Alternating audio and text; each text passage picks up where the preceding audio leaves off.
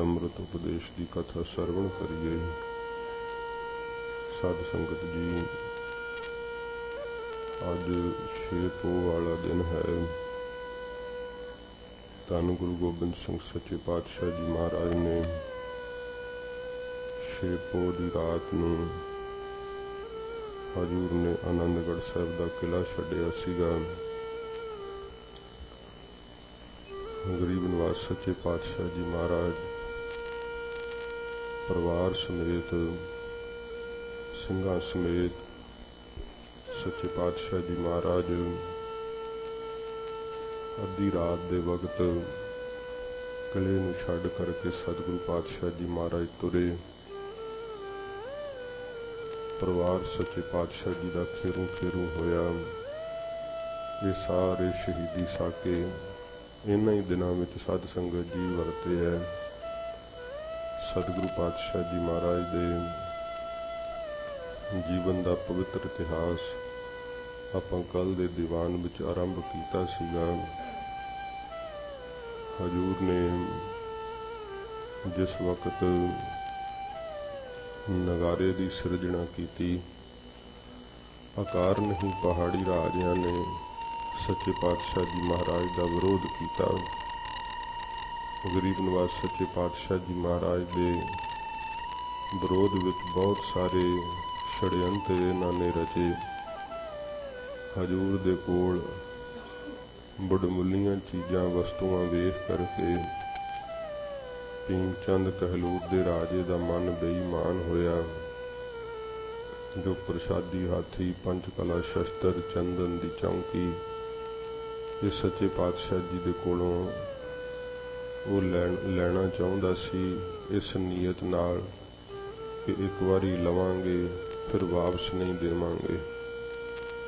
सतगुरु पातशाह जी महाराज के दरबार की शोभा वेख करके इहदे मन में बड़ी ईर्खा फुरी।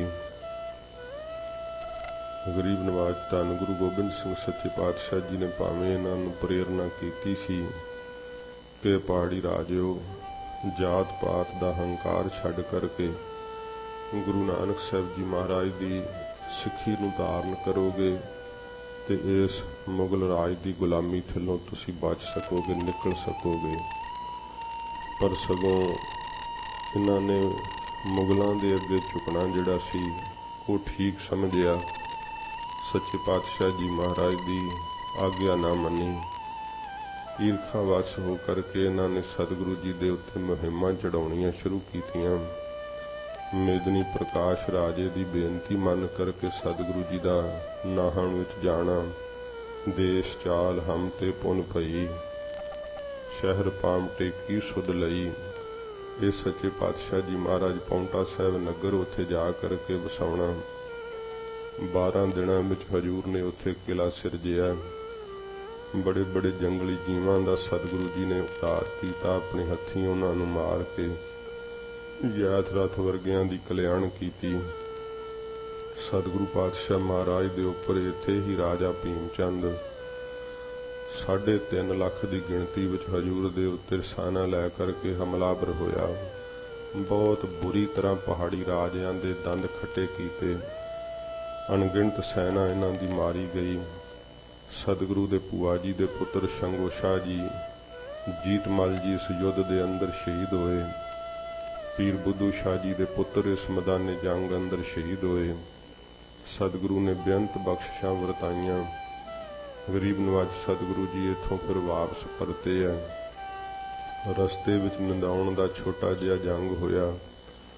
सतगुरु पातशाह जी महाराज जिथे जिथे बख्शिशां वरताउंदे होए आए, सत संगत जी वो स्थान हजूर की याद विच कायम ने।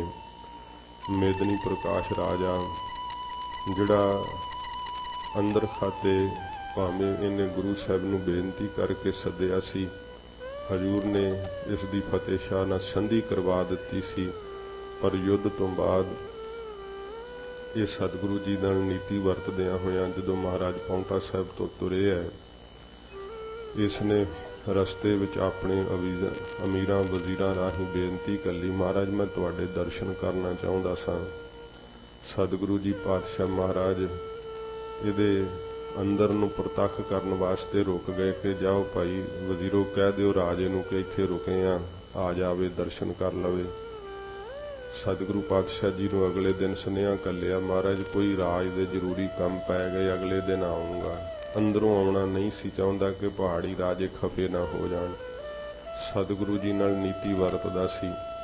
जदों 5-6 वारी सुनेहे ही आउंदे रहे, फिर हजूर ने कहा सी कि उहदा अंदर जिहड़ा ना वो साफ नहीं है, वो आउणा नहीं चाहुंदा ते सानू छलना चाहुंदा सीगा। पूरे गुरु जी नूं साध संगत जी कोई छल नहीं सकदा। बनावटी गल गुरु जी नाल नहीं करनी चाहिदी। तो फिर मेदनी प्रकाश भावें उदों शर्मिंदा होया। सतगुरु जी ने साध संगत जी भंगाणी दा युद्ध फतेह करके पाउंटा साहिब तो महाराज जदों परते, फिर सतगुरु जी ने अमृत संचार गरीब नवाज सतगुरु जी ने कीता। जदों 5 प्यारियां दी सिरजणा कीती, सतगुरु जी ने खालसा साजिया।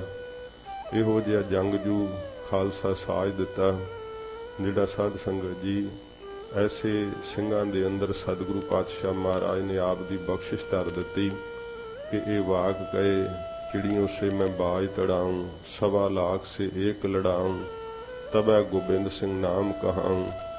जुल्म दे नाल टक्कर लैण वास्ते सच्चे पातशाह जी ने जिथे खालसे नूं साध संगत जी ब्रह्म विद्या दा एक खजाना बख्शिया, नाल सतगुरु ने शस्त्र विद्या दा खजाना अपने खालसे नूं बख्शिया। हजूर दे ऐसे परोपकार कि सतगुरु जी दे चरनां दी शोह पा करके बहुत आत्मक ज्ञानी महापुरख जिहड़े सी साध संगत जी जीवन मुक्ति नूं प्राप्त होए। सच्चे पातशाह जी महाराज दे उत्तर वजीर खान सरहंद दे सूबे नूं मिला करके पहाड़ी राजियां बहुत सारे हमले कीते, हर वारी करारी हार खाधी। फिर साध संगत जी कई बार संधि भी कीती, संधियां करके फिर मुकर जांदे, बदल जांदे। सच्चे पातशाह जी महाराज ने इन्हां दी फितरत नूं प्रतख कर दिता सीगा कि ये किहो जे फरेबी लोक है। गरीब नवाज सच्चे पातशाह जी महाराज दे इस किले नूं जदों उन्हां वेखिया कि किसी तरीके भी सर नहीं हुंदा, वजीर खान नाल राय मिला करके फिर दिल्ली तो ख्वाजा मरदूद की कमांड थले ये 10 लाख सैना जिहड़ी सी, भाई अपने फोन जिहड़े आ तुसीं संकोच रखो, कथा सुनो।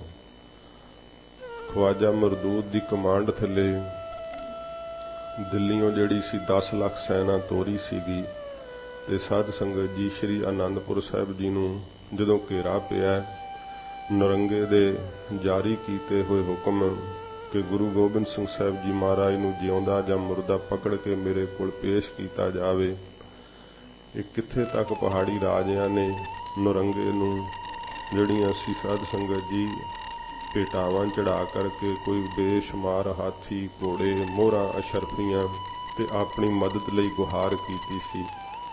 गुरु गोबिंद सिंह साहिब जी महाराज दे प्रथाए कि साडे देश विच इन्हां फतूर उठाया होया, एक दिन ये बागी हो जाणगे, हुकूमत ते भी अनसारी नहीं रहणगे। बहुत सारियां इहो जिहियां शिकायतां करके सतगुरु पातशाह जी महाराज दे उपर 10 लाख सैना जिहड़ी सी चाढ़ आई। बहुत लम्मा घेरा रहा। साध संगत जी तकरीबन रोज़ मुठ भेड़ हुंदी, युद्ध हुंदा, जिस युद्ध दे अंदर मुगलों का भारी नुकसान हुंदा, क्योंकि किले दे अंदर लड़दे हुए सिंह बहुत इहो जे सेफ ढंग नाल सुरक्षित ढंग नाल लड़दे सन कि भारी इन्हां दा नुकसान करके भी सिंह किले विच आण वड़दे सीगे। जदों भावें कि लम्मे घेरे विच खाण पीण दीयां रस्तां होर साजो समान वो अंदर नहीं सी जाण दिता जांदा, ये घेरा कट के बैठ गए सी। हौली हौली अंदर दे भी हालात भावें विगड़ते गए। सच्चे पातशाह जी महाराज इतिहास जिक्र करदा है कि लोहगढ़ दे किले दा एक बारी महाराज इउं जायजा लैंदे होए जदों हजूर आए ते रुखां दीयां लथीआं छिलड़ां महाराज वेखीआं। पुछया उत्थे थापे हुए जथेदारां नूं कि की गल है, रुखां दीयां छिलड़ां क्यों लाईआं? महाराज भुख दे दुख तो तंग आ के ਸਿੰਘਾਂ ने छिलड़ां ते पत्ते खा लए। सतगुरु जी ने आग्या कीती सी खालसा जी, ये परख दी घड़ी है, सबर ते संतोख नाल इस युद्ध दे अंदर लड़ो, वाहिगुरु बहुत भारी किरपा करनगे।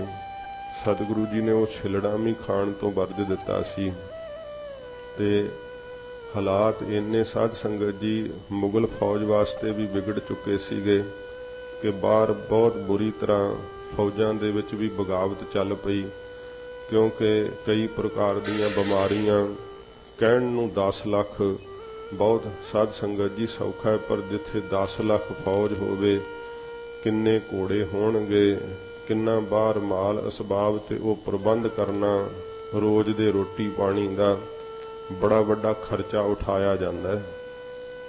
ते पिछों जिहड़े सी हुक्म चढ़दे सी बार बार कि इन्ना लम्मा समा हो गया, तुहाडे कोलों अजे तक निक्का जिहा किला नहीं सर होया।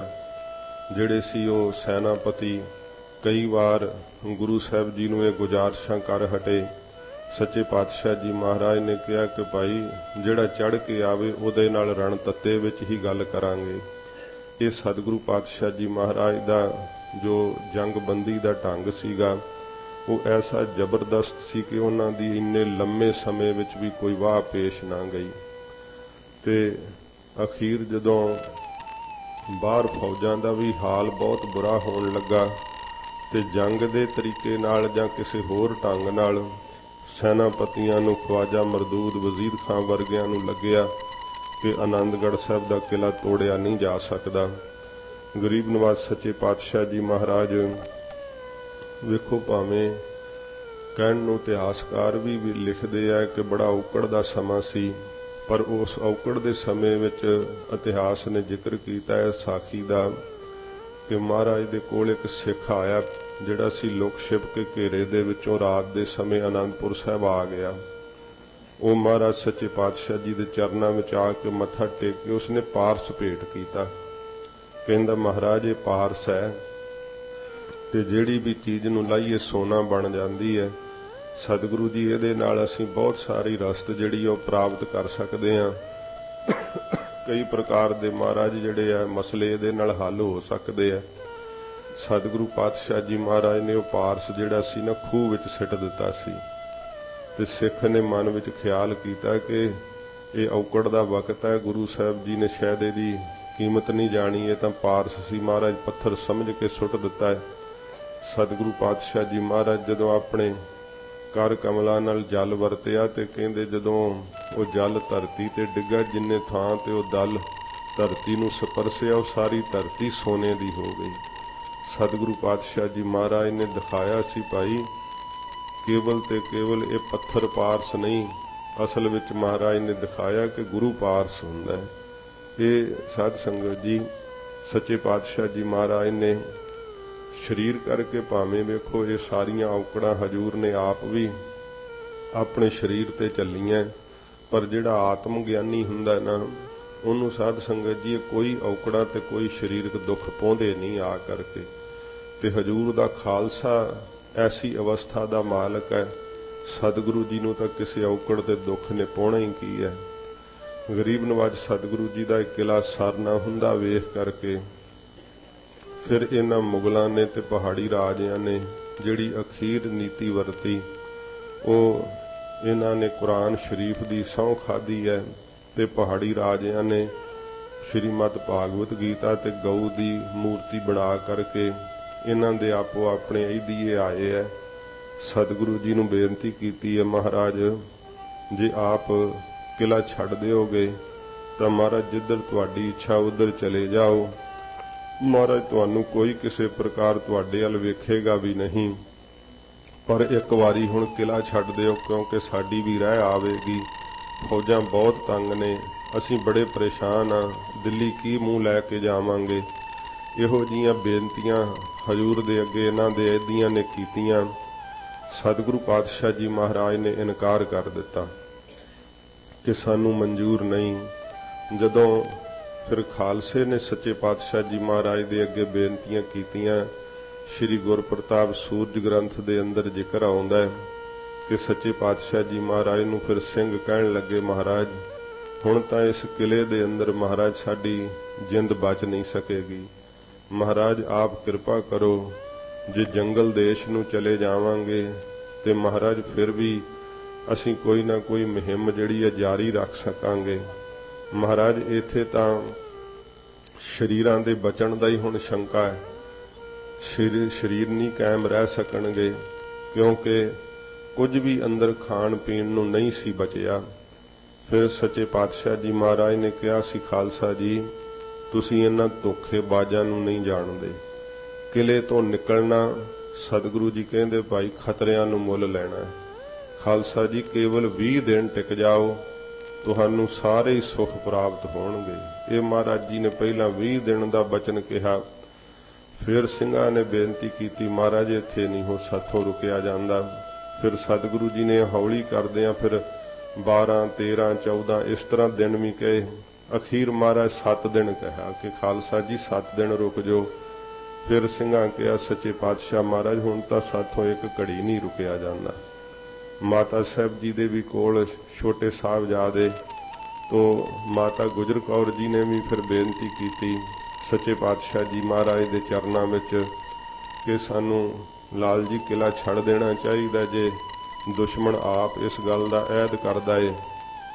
ਫਿਰ ਸਤਿਗੁਰੂ ਜੀ ਨੇ ਕਿਹਾ, ਖਾਲਸਾ ਜੀ ਤੁਸਾਂ ਇਹਨਾਂ ਦੀਆਂ ਖਾਧੀਆਂ ਹੋਈਆਂ ਸਹੁੰਆਂ ਤੇ ਯਕੀਨ ਕਰਨ ਦੀ ਇੱਛਾ ਕੀਤੀ ਹੈ।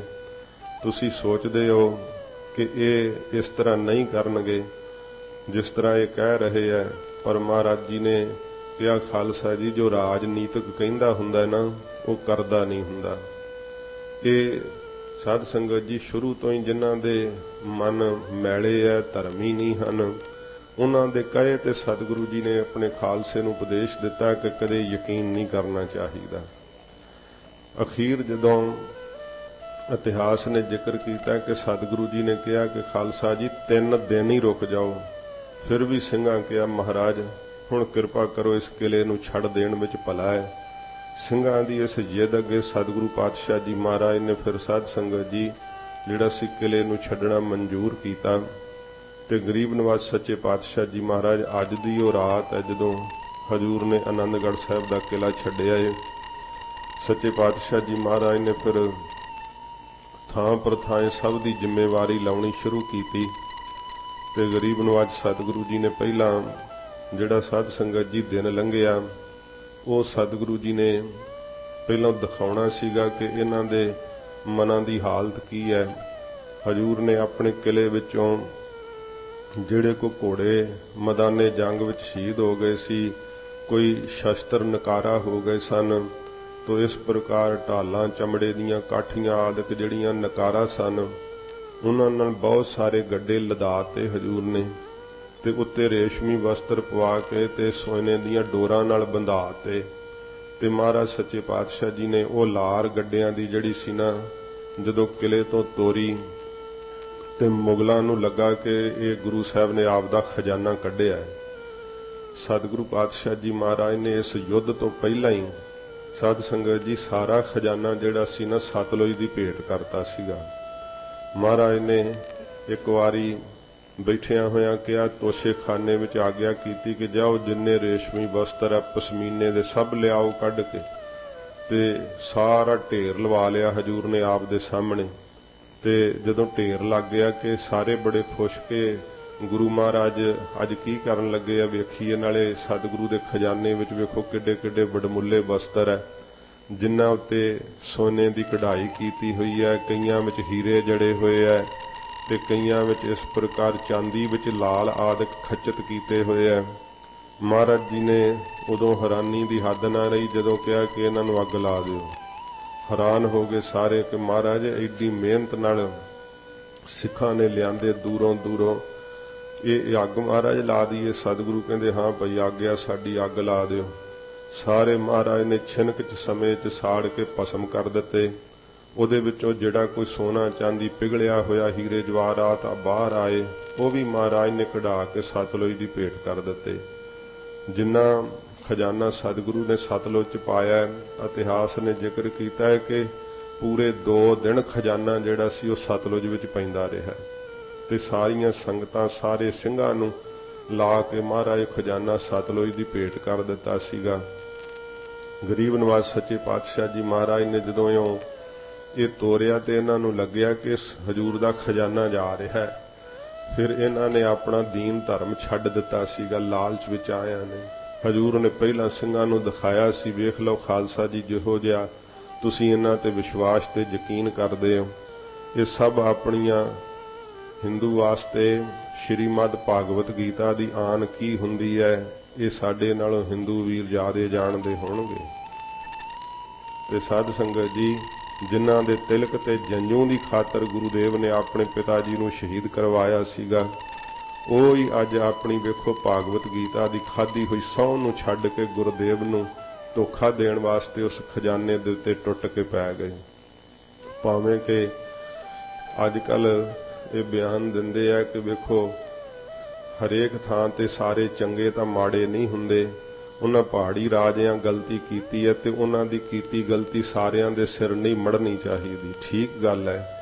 ਪਰ ਸਾਧ ਸੰਗਤ ਜੀ, ਜਿਹੜੇ ਅੱਜ ਦੇ ਹਾਲਾਤ ਹੈ, ਜਿਵੇਂ ਨਰੰਗਾ ਚਾਹੁੰਦਾ ਸੀ ਨਾ ਕਿ ਮੈਂ ਸਾਰੇ ਭਾਰਤ ਨੂੰ ਮੁਸਲਮਾਨ ਬਣਾ ਦੇਣਾ, ਤੇ ਅੱਜ ਦੇ ਇਹ ਲੀਡਰ ਚਾਹੁੰਦੇ ਆ ਕਿ ਅਸੀਂ ਸਾਰਾ ਹਿੰਦੂ ਰਾਸ਼ਟਰ ਬਣਾ ਦੇਣਾ। ਨਰੰਗੇ ਤੋਂ ਕੀ ਵੱਖਰਾ ਇਹਨਾਂ ਦਾ? ਨਰੰਗਾ ਕਹਿੰਦਾ ਸੀ ਕਿ ਅੱਜ ਦੀਆਂ ਤੁਸੀਂ ਖਬਰਾਂ ਪੜ੍ਹਦੇ ਸੁਣਦੇ ਹੋਵੋਗੇ, ਮੈਂ ਤਾਂ ਜ਼ਿਆਦਾ ਖਬਰਾਂ ਨਹੀਂ ਪੜ੍ਹਦਾ, ਸੁਣਦਾ ਹੀ ਆ। ਕਿਸੇ ਕੋਲੋਂ ਕੋਈ ਗੱਲ ਹੋਵੇ ਤਾਂ ਵਿਸ਼ੇਸ਼ ਫਿਰ ਕੋਈ ਖਬਰ ਹੋਵੇ ਸਿੰਘ ਦੱਸ ਦਿੰਦੇ ਆ। ਪਰ ਹਾਲਾਤ ਇਸ ਤਰ੍ਹਾਂ ਦੇ ਬਣੇ ਹੋਏ ਆ, ਜਿਨ੍ਹਾਂ ਦੇ ਹੱਥ ਵਿੱਚ ਦੇਸ਼ ਦੀ ਵਾਗਡੋਰ ਹੈ, ਉਹ ਕਹਿੰਦੇ ਆ ਮੁਸਲਮਾਨਾਂ ਦਾ ਕਹਿੰਦੇ ਸਾਨੂੰ ਜ਼ਿਆਦਾ ਚਿੰਤਾ ਹੈ, ਸਿੱਖ ਤਾਂ ਅਸੀਂ ਹਿੰਦੂ ਬਣਾਏ ਪਏ ਆ ਪਹਿਲਾਂ ਹੀ। ਉਹ ਇਹ ਸਮਝਦੇ ਆ ਕਿ ਸਿੱਖਾਂ ਨੂੰ ਤਾਂ ਬਹੁਤੀ ਸਾਨੂੰ ਮਿਹਨਤ ਕਰਨ ਦੀ ਲੋੜ ਨਹੀਂ, ਇਹ ਤਾਂ ਹਿੰਦੂ ਬਣੇ ਹੀ ਹੋਏ ਆ।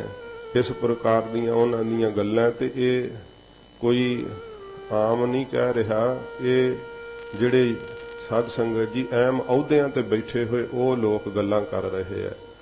ਜੱਜ ਅੱਜ ਦੀਆਂ ਸੀਟਾਂ ਤੇ ਬੈਠੇ ਹੋਏ ਜਿਹਨੇ ਨਿਆਂ ਕਰਨਾ, ਉਹ ਇਹੋ ਜਿਹੀਆਂ ਗੱਲਾਂ ਕਰ ਰਹੇ ਆ। ਤੇ ਇਸ ਦੇਸ਼ ਨੂੰ ਅੱਜ ਹਿੰਦੂ ਰਾਸ਼ਟਰ ਬਣਾਉਣਾ ਚਾਹੁੰਦੇ, ਕਹਿੰਦੇ ਸਭ ਹਿੰਦੂ ਹੀ ਹੋਵੇ, ਹੋਰ ਦੂਸਰਾ ਹੋ ਨਹੀਂ ਸਕਦਾ। ਤੇ ਨਰੰਗਾ ਕੀ ਚਾਹੁੰਦਾ ਸੀ? ਉਹ ਵੀ ਇਹੋ ਹੀ ਚਾਹੁੰਦਾ ਸੀ, ਕਹਿੰਦੇ ਸਭ ਥਾਂ ਤੇ ਅੱਲਾਹੂ ਅਕਬਰ ਹੀ ਹੋਵੇ, ਹੋਰ ਕੋਈ ਜਿਹੜੀ ਆ ਮੰਤਰ ਜੰਤਰ ਪੜਨ ਵਾਲੇ ਜਿਹੜੇ ਆ ਭਾਵ ਇਹ ਸ਼ਿਵ ਦਿਵਾਲੇ ਮੰਦਰ ਆਦਿਕ ਇਹ ਨਹੀਂ ਹੋਣੇ ਚਾਹੀਦੇ। ਤੇ ਉਹਨੇ ਗਰਾਏ ਵੀ ਸੀਗੇ।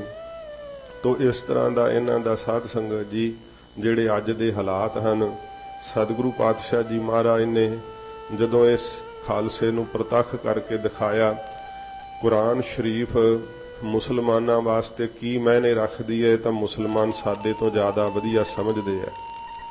ਜਿਹੜਾ ਕੁਰਾਨ ਸ਼ਰੀਫ ਦੀ ਆਨ ਛੱਡ ਦੇਵੇ ਫਿਰ ਉਹ ਮੁਸਲਮਾਨ ਕਾਹਦਾ ਰਹਿ ਗਿਆ।